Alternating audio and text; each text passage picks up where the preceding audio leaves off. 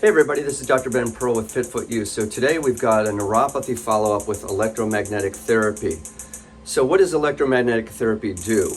It is a charge, it is a magnetic charge, and our body is like a battery. So it polarizes the nerve to create nerve activity. It also helps with circulation. So we could go in and do a deep dive on the science, but we're going to right now be most concerned with what is the result after a second treatment. This patient had some tingling, a little burning. This is treatment number 2. We're doing each foot about 15 minutes with the electromagnetic ring. So we're going to take a look and get in his words how he's doing right now. Did you have burning before, or was it just more of the tingling irritation?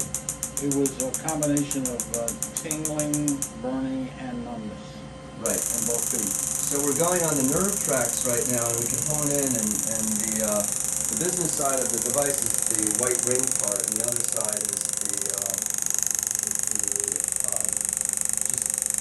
just some distribution, but not as much.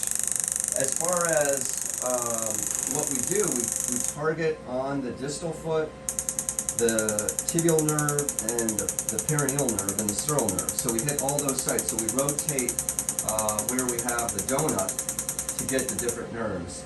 And I think this is a good result.